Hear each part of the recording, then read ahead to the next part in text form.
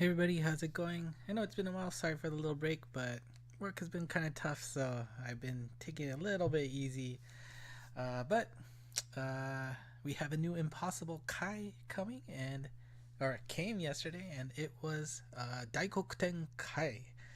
And it's a pretty interesting stage, I'll say. The gimmicks you have to worry about is gravity barriers and warps, so the team I'm bringing is two Aramises Transcended. We also got a Fuyo and Benzaiten in her Evo form. And basically, what you want to do is take down that tree every single turn, because that tree, if you leave him up, will hasten everybody. And see that big number on the knight, that bottom right number, that 4? That's a volatile blast. Now, it won't one hit KO you, but you can only survive one. If you have two of them, I think you're almost guaranteed to die. So do your best to take down the tree at every single turn so that it doesn't activate its speed up. If you leave it up for 2 turns, I believe that's when the damage walls show up, and the damage walls do about 15k damage worth, so it hurts, and really you can't afford to deal with 3 gimmicks. So you want to focus on gravity barriers and warps, and if you just end up not killing that tree, just avoid the damage rolls. Again, they hurt. Now you can see that we got Karen Navis here as the mini boss, and she'll show up a lot. You can think of her as the Vishnu equivalent to the standard Daikoku, but you can take her down, so don't worry about that. But yeah, it's a very straightforward quest. I would just say always focus down the tree. Just make sure you find a path to take down the tree. All of the other knights are just bonus gravy. Now, of course, you can't leave them up for too long. Like I said, that bottom right number is a volatile blast, so you still want to angle your shots in such a way that you deal damage to the knights. But I mean, as a general rule of thumb, focus on the tree and you are set. And afterwards, you're just trying to deal damage to Karen Navis here. She doesn't do that much damage, but I mean, of course, the bump combo lock is definitely annoying, especially given the teams that you're likely to bring, since I do believe gravity barriers and warps is a somewhat popular combination, especially for the powerful limited monsters. So like let's see, actually let me see who's good for this. I'm sure Game With has their site up.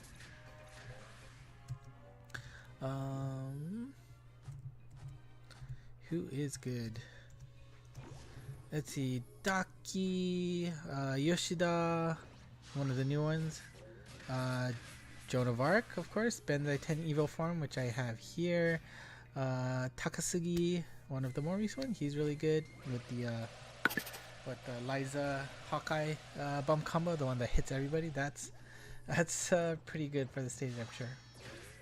Now this stage is kind of like reminiscent of what 31 in Tower of Champions. You've got the pairs of knights on the corners, and you've got that darn tree in the middle. Again, do not be tempted to well, I mean, unless you can do it all, the bottom left and top right are on a shorter cooldown, so you want to make sure you take them out first, but just make sure you hit that tree first,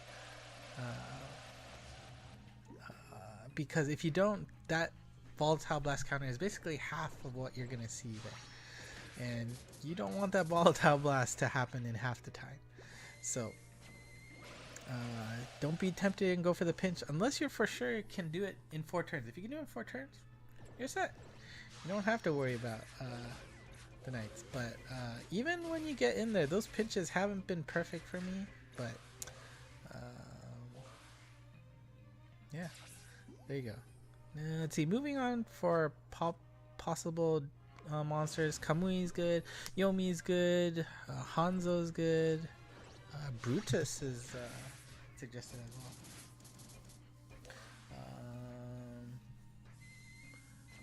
Anko Lightning, that's cool. Karen Navis herself is recommended for the stage. That's pretty funny. But I mean, it is. It's a little bit annoying in terms of length because maybe, you know, if your team just doesn't have the firepower, uh, it takes a little bit of time to whittle down the boss here. However, the boss really doesn't have that many powerful attacks. I felt like he does have the energy blast, that kidan, the ba attack. That is probably the one attack that hurts, but I don't remember seeing him having a you know, a shimmering attack that really knocks you out. So as long as you take down the minions, the trees with the knights, you should be fine. Really, once you start seeing damage wall, that's when you get into a position where you know, you are your own worst enemy, right? You have to find a way to bounce such that you don't hit the walls, because you're almost certainly not going to take care of them ability wise. Yeah, I mean, you're just going to end up burning yourself to death through the damage walls. So do take care of that. And I mean, the great thing with Aramis, if you haven't used him before, is her strike shot turns Aramis into counter mode, and that counter mode lasts for 3 full turns. So I am using it right now. Just, you know, give me that extra power boost, because I've already gotten the second turn of the bomb combo. Now I was really hoping to go under so I could get that tree, but that's fine. We'll give him one turn to live. I'm not gonna use both Aramis' strike shot, so I can, you know, make sure the counter modes stack a little later. But that other Aramis in counter mode is in a pretty good position to deal direct damage to Daikoku, which is nice. And really lucky to get that pinch up there on Karen Navis, so we don't have to worry about her attacks as well. I mean, she has a lock-on laser, some lock-on shockwaves, and she will, you know, she'll also throw down the warps too. So, I mean, of course, you're probably going to handle the warps as an ability, but in case you decide to focus on the gravity barrier monsters, there you go. Alright, so 39 turns for Daikoku Kai here, and as you can see there is the mask. You do not want to break that mask, of course. You remember how the Daikoku quest works, so nothing's different. What happens when you break the mask is that it speeds up Daikoku Kai's attack, and he will start off with the Kidan attack, which it hurts. Remember, it hurts. So just take care.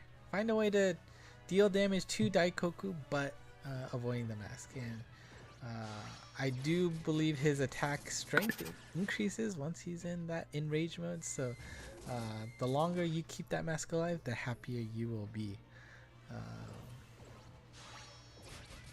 But the good thing is, unlike the original Daikoku, if you break the masks, it doesn't carry over to the next stage.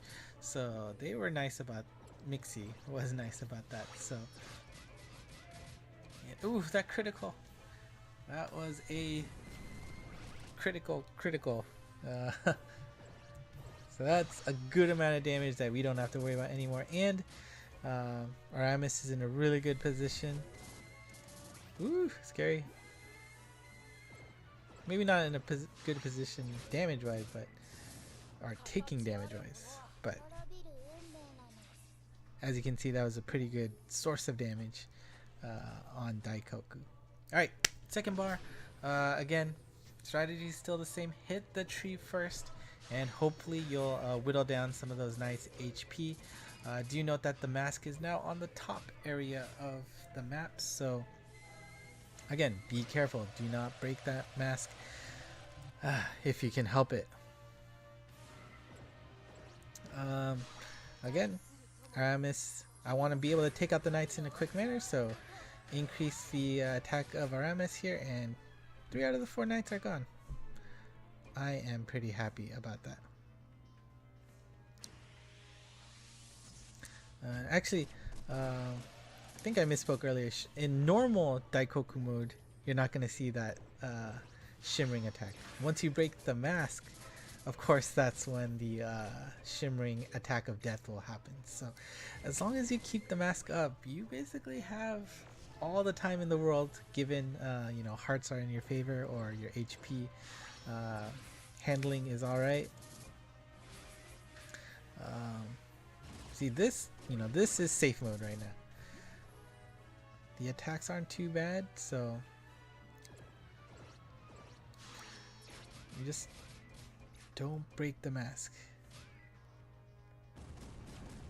Yeah, like I said, that Kidan attack is the only thing that's really scary. And luckily we've got 2 hearts here, so I will gladly pick them up and keep going here.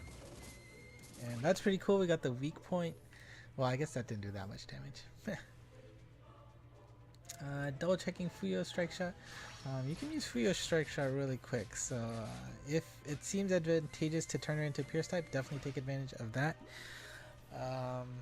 But you know, since the weak point's there and she's right close to the wall, I think being the bounce type in that situation was the correct decision. So good job past me.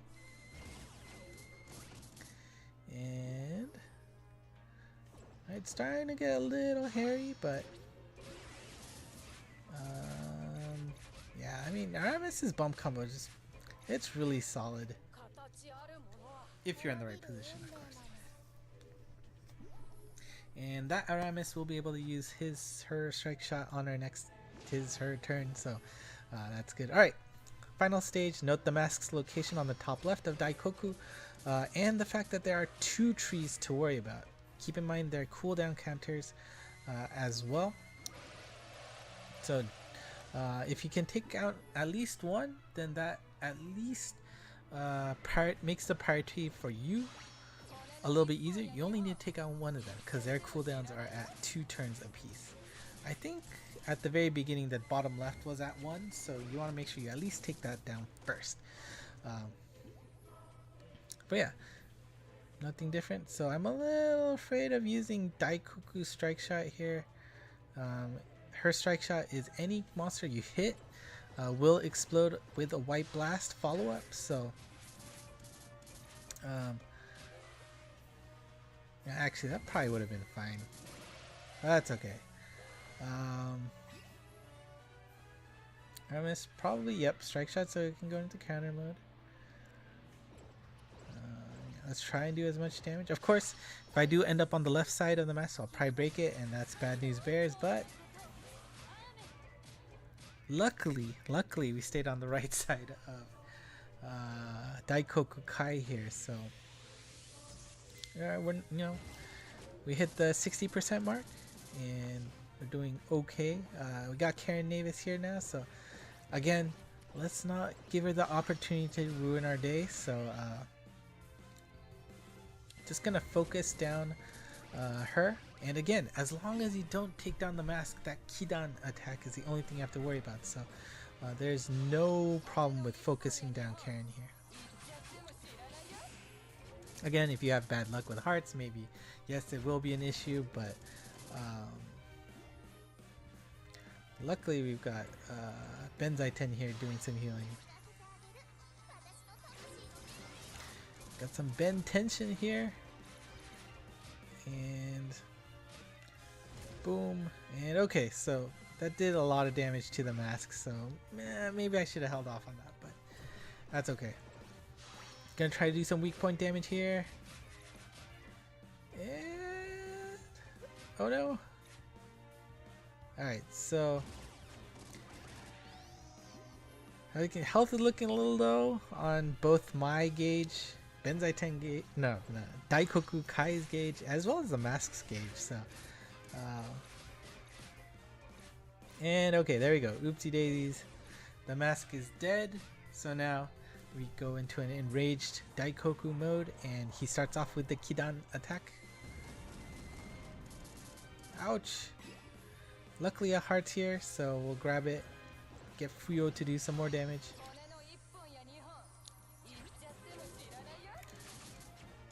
And That's a lot of swishes against the weak point, so that is pretty solid. And it's getting down to the wire. Want to try and get him so we hit the weak point. And yes, perfect. Thank you, Benzai 10. And there you go. That is Daikoku Kai.